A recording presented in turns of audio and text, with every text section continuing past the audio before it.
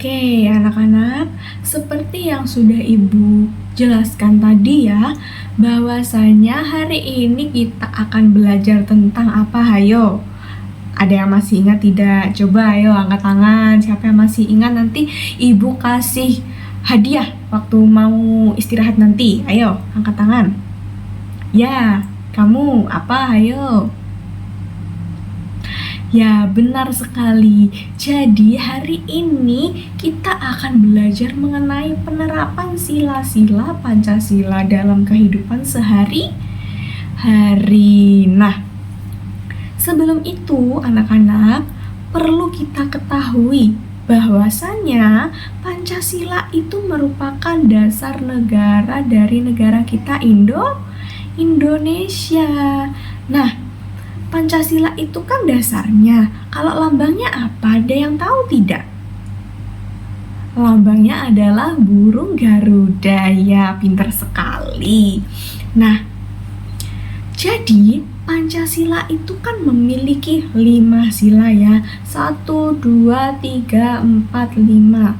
Nah, kelima sila ini menjadi pedoman hidup seluruh warga Indonesia. Bu, pedoman itu apa? Pedoman itu adalah sebuah acuan atau aturan untuk kita menjalankan kehidupan sehari-hari. Gunanya apa tuh, Bu? Kok kita itu harus punya aturan, harus punya pedoman dalam berkehidupan ini? Nah, jadi anak-anak, dalam kehidupan itu kita tidak boleh terserah, kita tidak boleh sembrono dalam menjalankan kehidupan. Adanya gunanya pedoman dalam kehidupan itu supaya kehidupan kita lebih terarah, ya, lebih lurus, lebih damai dan juga lebih rukun.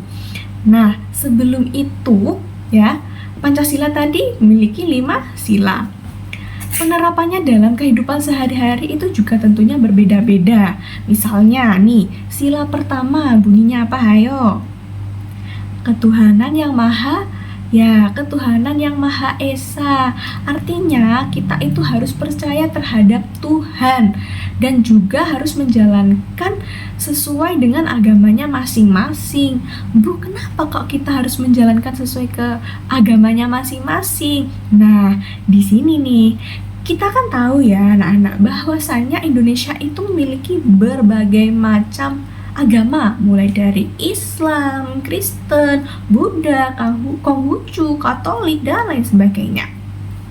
Jadi, dalam masing-masing agama ini kita harus saling mentaati nih, ya. Islam sendiri, Kristen sendiri, dan Konghucu sendiri, Buddha sendiri, dan lain-lain. Nah, namun dari itu semua kita juga tidak boleh membeda-bedakan nih. Kita tidak boleh mengolok-olok teman kita yang berbeda agama gitu. Jadi kita harus saling menghormatinya juga. Itulah yang dinamakan ketuhanan yang Maha Esa.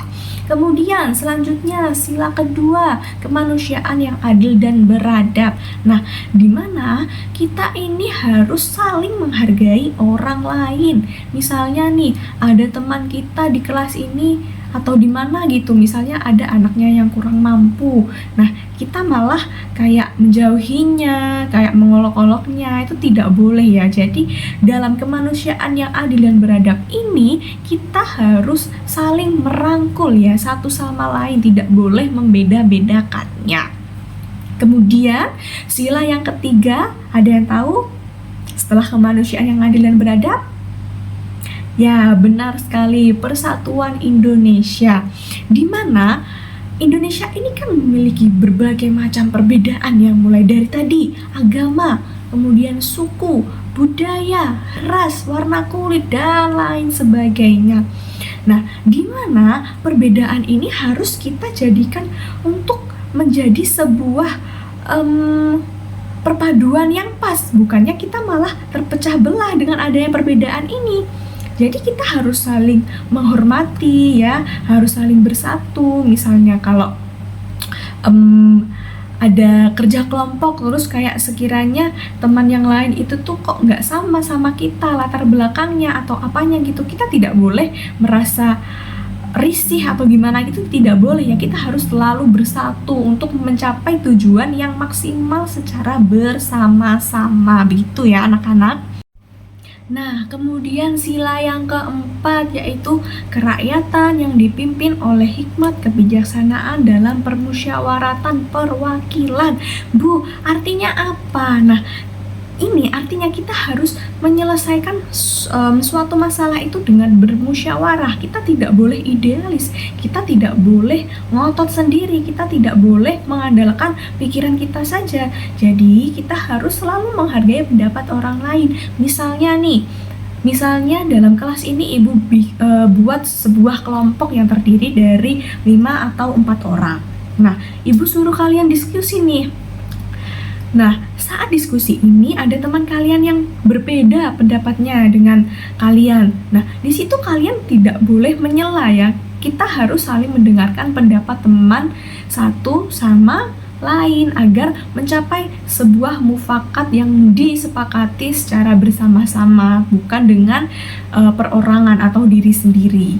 Kemudian, yang terakhir adalah keadilan sosial bagi seluruh rakyat Indonesia, di mana kita harus selalu adil, mau itu ke anak-anak, ke orang yang sudah tua atau lain sebagainya, itu kita harus selalu bersikap adil, tidak boleh pilih-pilih antara ini dan juga itu. Pokoknya harus selalu adil.